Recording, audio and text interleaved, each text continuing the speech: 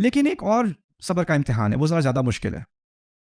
ہو سکتا ہے کہ جس نے آپ کے ساتھ زیادتی کی وہ ایک زمانے میں طاقتور تھا اور آپ کمزور تھے، لیکن ایک زمانہ آتا ہے کہ اب وہ کمزور ہو گیا ہے اور آپ طاقتور ہو گئے، اور اب وہ آپ کے سامنے ہے.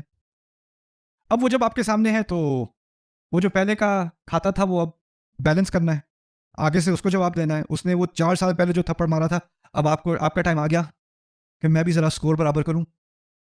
اس وقت اپنے آپ کو روکے رکھنا اور اس وقت بدلہ نہ لینا، یہ بھی صبر کا امتحان ہے کہ نہیں؟ صبر کا بہت بڑا امتحان ہے. اور دیکھیں، اگر آپ کو آپ کے ساتھ زیادتی کی جا رہی ہے اور اس میں آپ کے پاس کوئی اقتدار نہیں ہے، صبر تو آپ کرو گے لیکن 2 چوائسز ہیں، یا صبر کرو گے یا رو گے، اس کے علاوہ کیا کر لو گے. لیکن اگر آپ کے ہاتھ میں اختیار ہے اور پھر بھی آپ نے فیصلہ کیا کہ آپ اپنے آپ کو روکے رکھیں گے اور آپ معاف کریں گے، یہ کوئی چھوٹا کام ہے نا. وَلَمَنْ صَبَرَ وَغَفَرَ، اور جس نے صبر کیا اور ساتھ ہی معاف بھی کیا، یہ تو بہت ہی زیادہ ہمت والا کام ہے. فَإِنَّ ذَلِكَ لَا مِنْ عَزْمِ الْأُمُورِ.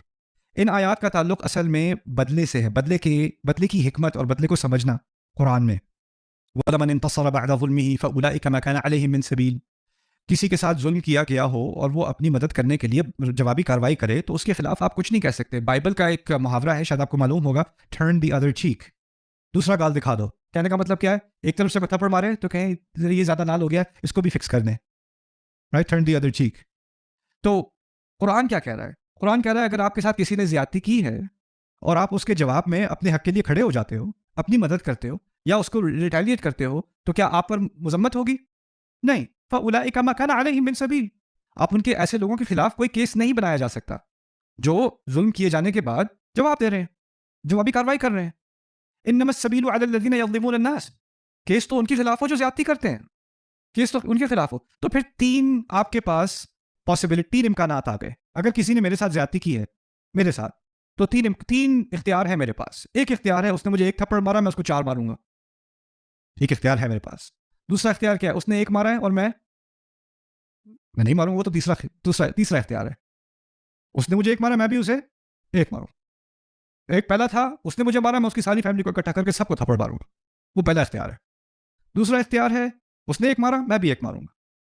پہلا والا ہوگا ظالم، ہے نا. منہم ظالمون، ٹھیک ہے آپ نے کیا لیکن حد سے زیادہ کیا. ومنہم مقتصد، ان میں سے وہ بھی ہیں جو اعتدال سے کام لیتے ہیں، میرے ساتھ اتنا ہوا میں بھی اتنا ہی کروں گا. ومنہم سابق بالخیرات، اور ان میں وہ بھی ہیں جو اچھائی میں آگے نکل جاتے ہیں. اس نے کیا کیا؟ معاف کیا. 3 امکانات ہوئے نا. لیکن دوسرے امکان میں ایک خطرہ بھی ہے، انصاف والے امکان میں. اس نے مجھے تھپڑ مارا، ٹھیک ہے، اس کا وزن ہے 50 کلو، میں نے اسے تھپڑ مارا، میرا ویٹ ہے 120 کلو. میرے تھپڑ میں اس کے تھپڑ میں تھوڑا سا فرق ہوگا. میرے تھپڑ کے بعد تھوڑی کریم لگانی پڑے گی، اس کے تھپڑ کے بعد، میرے تھپڑ کے بعد اس کو ڈینٹسٹ کے پاس جانا پڑے گا. فرق آ گیا کہ نہیں؟ یعنی آپ سمجھیں کہ آپ یعنی انصاف کر رہے ہیں، اقتصاد کر رہے ہیں، لیکن ہو سکتا ہے کہ آپ حد سے زیادہ نکل جائیں. اس کا خطرہ رہے گا نا، اس کا خطرہ ہمیشہ رہے گا. پھر بھی اللہ تعالیٰ نے ایک انسینٹیو دیا ہے، ہمیں ایک طرح سے حوصلہ افزائی کی ہے کہ ایک آپ کو حق رہے گا انصاف پرسو کرنے کا. آپ پہ کوئی مذمت نہیں کی جائے گی اگر آپ انصاف پرسو کریں، آپ معاف نہیں کر رہے. لیکن اگر آپ معاف کرتے ہو تو آپ کے لیے ایک خاص انعام ہے. اور وہ انعام کیا ہے؟ اللہ تعالیٰ کہتے ہیں کہ الا تحبون ان یغفر اللہ لکم فلیعفوا ولیصفحوا الا تحبون ان یغفر اللہ لکم.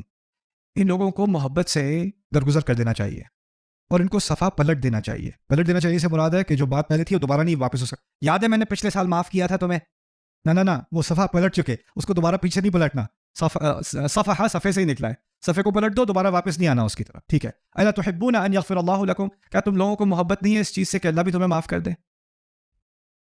لازماً نہیں کہا کہ معاف کرو، لیکن اگر معاف کرنے کی اتنی ہمت ہے کہ معاف کر سکتے ہو تو اس کا انعام کیا ہے کہ اللہ تعالیٰ معاف کرے. اور ان آیات میں جب کہا نا وَلَمَنْ صَبَرَ وَغَفَرَ فَإِنَّ ذَلِكَ مِنْ عَزْمِ الْأُمُورِ، انہی آیات میں کہا فَمَنْ عَفَا وَأَصْلَحَ فَأَجْرُهُ عَلَى اللَّهِ. جس نے معاف کر دیا اور پھر رشتے کو دوبارہ صحیح بنا دیا، اصلاح کر لی. عام طور پر کوئی اچھا کام کرو تو اللہ اجر کا ذکر کرتے ہیں، کہتے ہیں کہ اس کے گناہ معاف ہوں گے، یا کہتے ہیں کہ اس کو جنات ملیں گی، اس کو باغ ملیں گے، اس کو دریا ملیں گے، اس کو جنت کے پھل ملیں گے. کسی اجر کا ذکر ہے یا کسی مغفرت کا ذکر ہے. یہاں پر اس ایک معاف کرنے کے عمل کو اتنا اونچا مقام دیا گیا ہے کہ کہا ہے فَأَجْرُهُ عَلَى اللَّهِ، اس کا اجر تو اللہ کے ذمہ. یعنی بیان بھی نہیں کیا کیا اجر ہے. قرآن جو ہر چیز کو بیان کرتا ہے، اللہ تعالیٰ نے اس پورے مکمل پرفیکٹ بیان میں یہ فیصلہ کیا کہ اس کا اجر اتنا عظیم ہے کہ انسانی زبان میں انسان اس اجر کی عظمت کو نہیں سمجھ سکے گا، تو اس کے لیے تعبیر یہی صحیح ہے کہ اس کا اجر اللہ کے ذمہ.